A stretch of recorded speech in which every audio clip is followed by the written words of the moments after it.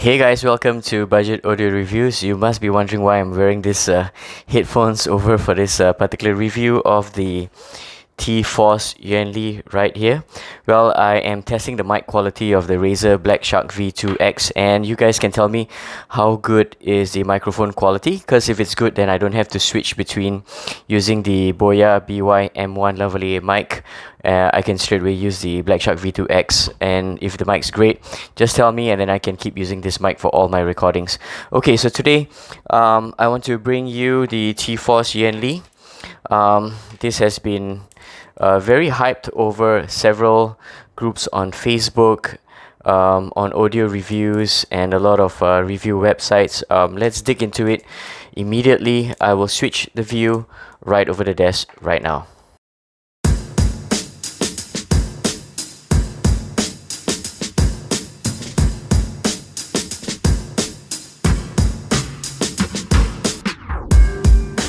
Alright guys, I am back behind the screen, and here we go. I will be reading off my written notes which I've published in Truth in Audio and Audiophiles in Asia. I would like to publish it in NBBA, but unfortunately Eric has put that group on pause right now for certain personal reasons, I suppose. Oh well, here we go. I'll be reading through the notes here very quickly and highlighting key points that I think will be important for you viewers right here. First and foremost, I want to thank Oardio Singapore for this complimentary review sample of the Tforce Yuan Li in exchange for an honest opinion. I'm very grateful for the opportunity, so thank you very much, Daniel.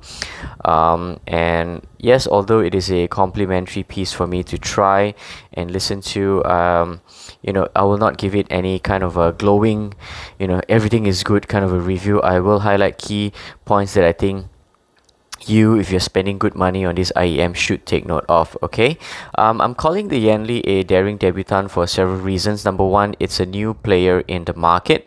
Alright, yet they immediately released something at a fairly premium price, which is about US $120. Okay, so in terms of sound, it is a jack of all trades, master of most type of sound signature. And on the audio front, I think it could have done better at this price range of about US $117 or $120. The upper mids of the production version, so if you are unaware, there are two versions to this. One, they call it the pre-Yuan Li, meaning the pre-release of the Yuan Li, which has been distributed to some reviewers for feedback to Tforce, and according to those reviews, those have a much harsher, hotter, and screamy type of upper mids. They have toned it down for the production level, so I am certain that this could be the production level, because Oardio Singapore has confirmed that this is the production version. Okay, now although this is the production version, I did find the sound coming off a little bit still toasty warm, considering that it's following the Harman target curve slightly.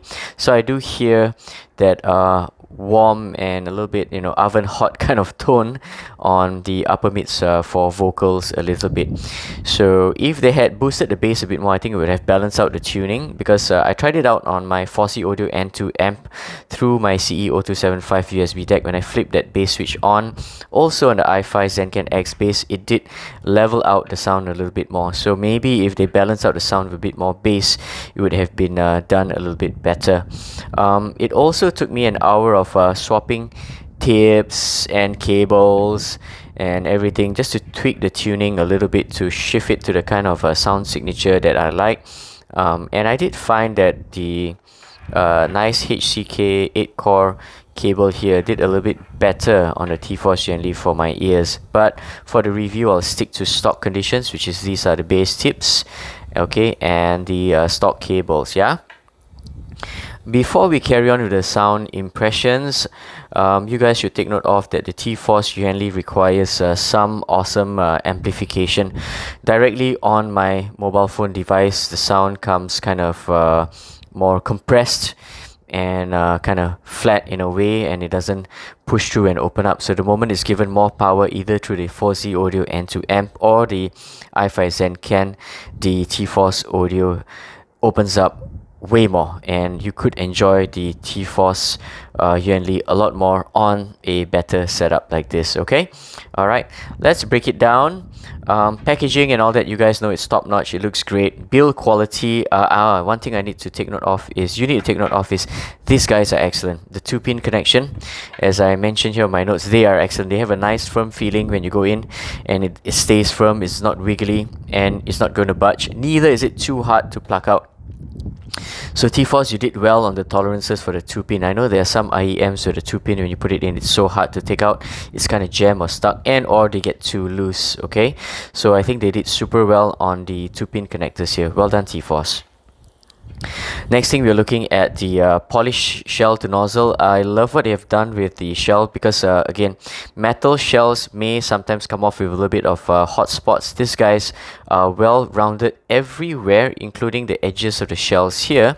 So sometimes the face plate to the shell itself may have some sharp edges, and nothing is sharp and hot at all. So hot in the sense of the hot spots when you wear, right? Something that we feel pain and discomfort. No, these guys are super comfortable, even in my unusually large or weird shaped Asian ears. The fit is superb. Yeah, 15 to 1 hour to 45 minutes to 1 hour to 90 minutes, no problem. Next thing, the sound. Yes, the most important aspect. In general, it is a warm U-shaped tuning. The Yuan Li has an entertaining sound with firm note weight for percussions and acoustic instruments like double bass and pianos. I enjoyed a lot. Typically, Dave Brubeck's Bossa Nova USA Live. I really enjoyed that on the Yuan Li. Okay, one particular area where I thought the Yuan Li excelled very well was male vocals, like Seth MacFarlane's No One Ever Tells You album. It's got that throaty, weighty, and very realistic sound, which I enjoyed a lot, and I truly love listening to the album on the Yuan Li. So good stuff, Yuan Li. You did great for male vocals. Female vocals is another story altogether. Next thing would be, we'll talk about a few key things. Was these tips, they look like the TRN tips. So I think they have some seal issues on my ear a little bit, although comfortable, but I don't get a proper seal, so maybe I switched it out to KZ Starline tips. Somehow it works a little bit better, but other than that, it's alright. Nothing much to complain about the tips. I did find that the BGVP A08 tips, they perform a little bit better in lifting the bass, and the A08 tips do lift the trebles a little bit better as well. So if you want to do a bit of tip swapping, you could try the BGVP A08. Yeah, and specific sound impressions, like bass sounds full. It does have a fairly quick decay, but not as fast as the latest BGVP DH5. I bought the BGVP DH5, and that bass was very quick. Yeah, so this guy's, it decays very quickly. It doesn't stay so much, but it gives you just enough to complete the sound, round off the sound, and then it leaves you. It doesn't dig as deep as you like it to be. Sub bass could have been boosted just a little bit more. It's definitely not bass hit territory, like those typical V-shaped tuning. It's not. I do think that this has a bit more audiophile, kind of a tuning in mind. Mids is possibly the star of the show, even though I've been complaining about those toasty warm upper mids. I think anything below that gives an excellent organic sound to most acoustic and percussion instruments. So looking at the curve from upper mids to lower mids, transitioning into bass, those frequencies are pretty good. Alright, my test albums have been most of the time have been Parcels Live Volume 1. I can show you the image here. So Parcels Live Volume 1, I really enjoyed that live recording in the famous Hansa Studios in Berlin. The instruments sounds very real, up close, personal.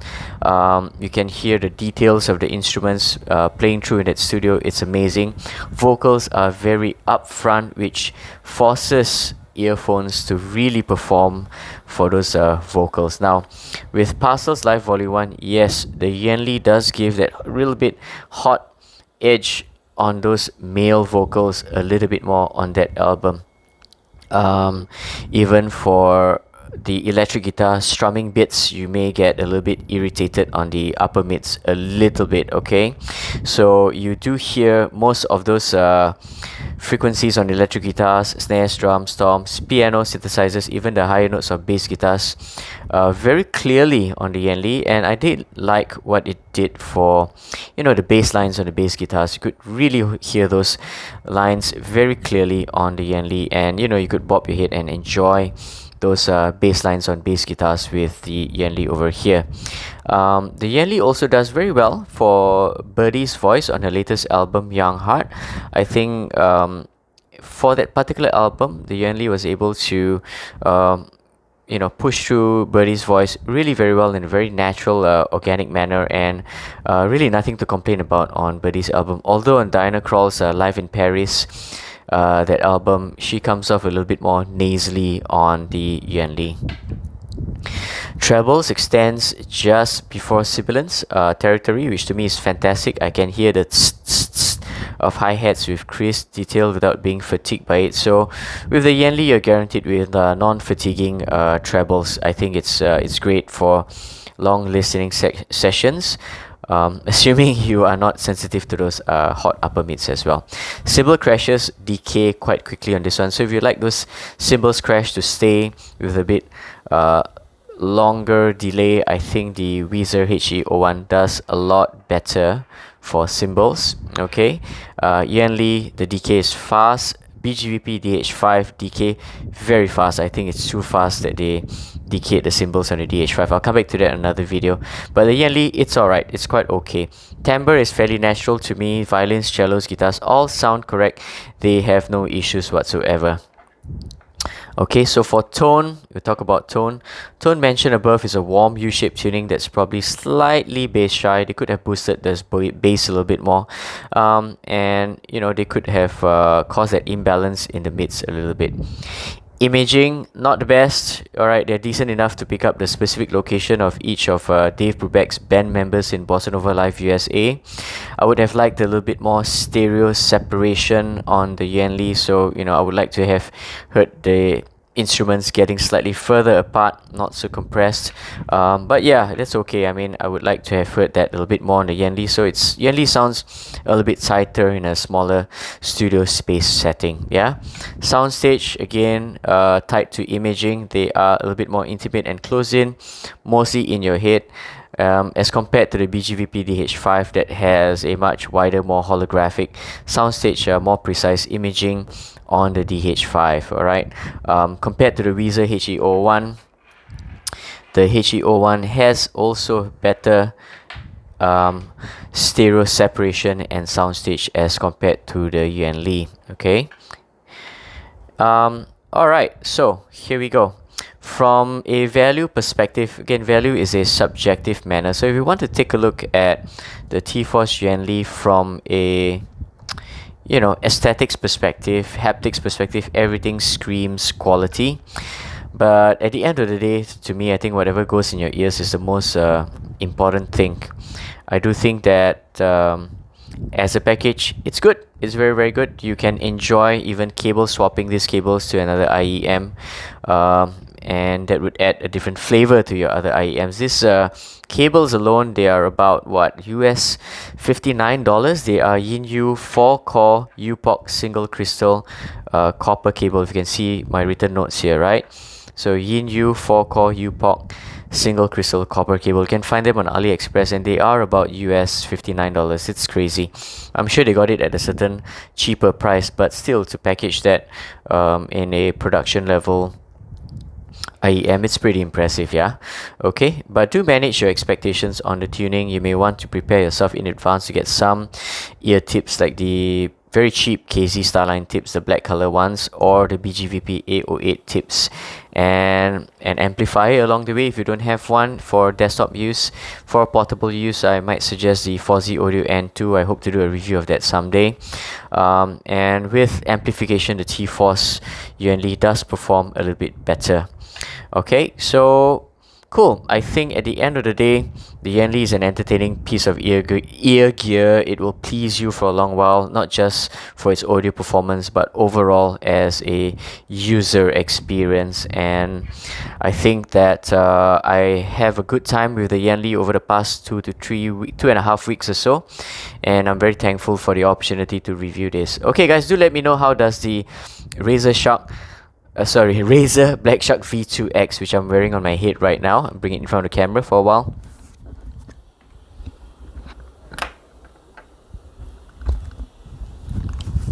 Alright, do let me know how does this mic sound. If it sounds good, I'll just continue recording with this headphones. Alright guys, thanks so much for watching. Stay safe and see you real soon for the 2 videos I hope to do. BGVP DH5 and an apology video to Weezer for the Weezer HE01, which I dumped them real hard, but now I think they are very, very good. Alright guys, take care, stay safe, see you real soon.